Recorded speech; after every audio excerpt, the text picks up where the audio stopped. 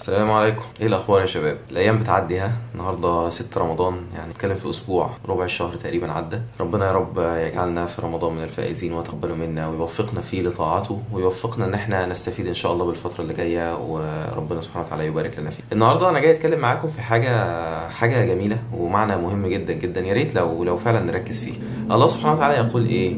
ولو أنهم فعلوا ما يوعظون به لكان خيرا لهم وأشد تثبيتا. يعني لو سمعت الذكرى وسمعت كلام ربنا سبحانه وتعالى واتبعت الكلام دوت، ربنا سبحانه وتعالى يثبتك ويكون خيرا ليك. لذلك دايما بندعي بنقول اللهم اجعلنا من الذين يستمعون القول فيتبعون أحسنه. والحقيقة النقطة ديت مهمة لسبب كبير جدا جدا جدا، ألا وهو إن والعياذ بالله الكلام اللي احنا بنسمعه دوت ممكن يشهد علينا، يقام علينا الحجة بيه. بنسمع برضو في الدعاء اللهم اجعل القرآن شاهدا لنا ولا تجعله شاهدا علينا. والحقيقة ان شاهدا علينا ديت معناها ان انت تستمع للذكر وتستمع للمواعظ وتعرف الطريق الصح وتعرف الحلال وتعرف الحرام وما الى ذلك، ولكن للأسف تعرض عنه. ساعتها يبقى الكلام اللي هو المفروض ينفعك والمفروض يطهر قلبك للأسف بيكون سبب في قسوة القلب. ثم قست قلوبكم من بعد ذلك فهي كالحجارة أو أشد قسوة. كتر ما تسمع الذكر وتسمع الصح والغلط وتعرف المفروض تعبد ربنا سبحانه وتعالى ازاي وتتجنب نواهيه ازاي، وايه الحاجات اللي انت ما ينفعش تقترب منها، تسمع مره واثنين وثلاثه ان ديت حاجات محرمه ومع ذلك تقترفها وتفعلها وتصر عليها والعياذ بالله، ده من اسباب قسوه القلب. ومن باب اولى يعني نستمع للذكر ونستمع للمواعظ ديت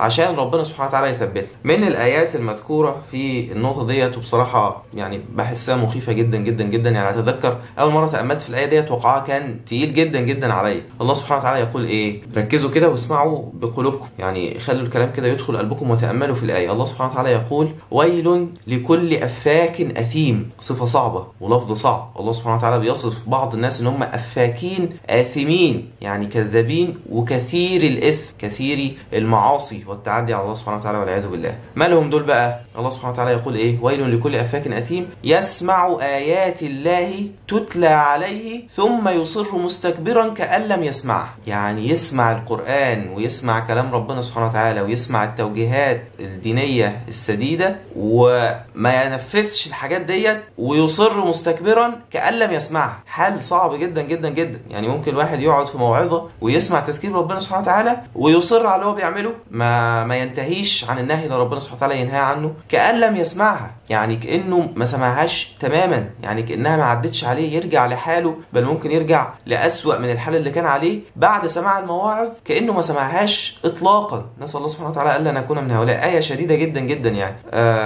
ويل لكل أفاك أثيم يسمع آيات الله تتلى عليه ثم يصر مستكبرا كأن لم يسمعها فبشره بعذاب أليم. فنسأل الله سبحانه وتعالى ألا نكون من هؤلاء. يعني سبحان الله ان انت تسمع الذكر ويكون الذكر دوت حجة عليك، تسمع كلام عن ربنا سبحانه وتعالى ونهي عن المعاصي وتذكير بحرمات الله سبحانه وتعالى، وما تتبعش النهي ده وتصر على اللي انت بتعمله. نخاف يعني ربنا سبحانه وتعالى يرحمنا يا رب ويعني يثبتنا ويهدينا، ولكن كلنا بننسى، كلنا بنذكر بالله سبحانه وتعالى وننسى. لذلك يعني الواحد يطمع في مغفرة ربنا طبعا، ولكن وهو خايف وهو قلقان ان هو يكون من هؤلاء. نسأل الله سبحانه وتعالى الا نكون منه. فنتأمل في المعنى ده لان ده معنى مهم، لان احنا دايما في رمضان وفي مواسم الايمان بنسمع كلام كتير عن ربنا سبحانه وتعالى، وحالنا بفضل الله سبحانه وتعالى بيتغير للاحسن. فدايما يبقى في بالك ان انت مش عايز تبقى من الناس دي، في بالك ان انت ان شاء الله ربنا سبحانه وتعالى لما يمن عليك بالايمان ويهديك ويجعلك يعني تكثر من الطاعات ويجعل حالك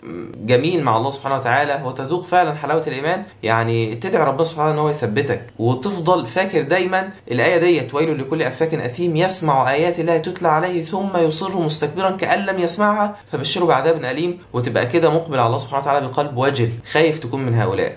ده ان شاء الله الحال السديد، الحال الطيب اللي ربنا سبحانه وتعالى باذن الله يتقبله منك. ان انت تدعو ربنا سبحانه وتعالى خوفا وطمعا وكلك رجاء برحمته، ولكن في نفس الوقت انت وجل وخايف تكون من الناس المذكورين في الايه ديت. ربنا يا رب يرزقنا التقوى ويجعلنا من الذين يستمعون القول فيتبعون احسنه، ويثبتنا على طاعته. ويعني تأمل سبحان الله في آيات الله سبحانه وتعالى وإسقاط الكلام دوت على النفس من الحاجات فعلا اللي بتخلي الواحد يتقرب الله سبحانه وتعالى ويحب القرآن، بل ويحس كده ان هو عايز يناجي ربنا سبحانه وتعالى. يعني ده كلام ربنا سبحانه وتعالى لينا، فاحنا ندعي ربنا سبحانه وتعالى ان هو يثبتنا امتثالا للأوامر ديت عشان نري الله من أنفسنا خيرا وعشان يتقبلنا. وزي ما ذكرنا في فيديو سابق، فيديو بتاع امبارح تقريبا، ان انت لما بتري الله من نفسك خيرا وتتقرب وتبادر بالتقرب والعبادة والإصلاح وما إلى ذلك، الله سبحانه وتعالى بيفتح عليك إن رأى منك صدقا وبيتقرب ويتودد إليك أكثر مما